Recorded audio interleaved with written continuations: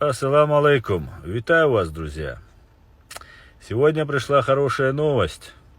Хотя давно предупреждали, что с Крыма нужно уезжать. И сегодня вновь Крым приводнился, мост в Крым приводнился. Друзья, это только начало. В ближайшие недели, месяцы мы увидим катастрофический развал обороны фашистской России, бегство, массовое бегство. Я рекомендую русским воякам и их пособникам как можно быстрее бежать. Не ждите, Путин с Патрушевым и банда ФСБ все прекрасно знают, что они проиграли эту войну.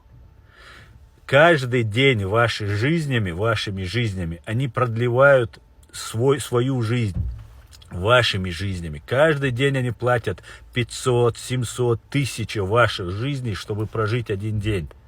Как вы этого не понимаете? Поэтому настоятельно рекомендую, во-первых, всех проукраинских поздравляю с этой новостью, что мост приводнился.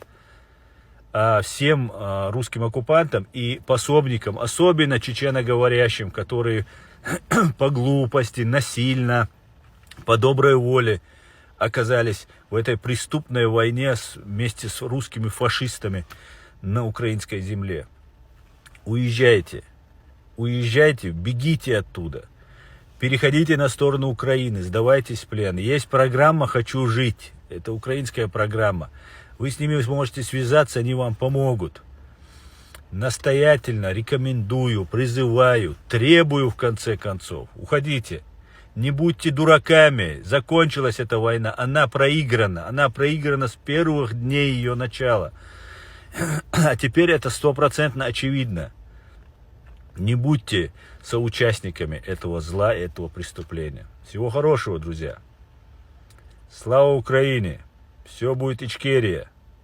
Господи, благослови Америку.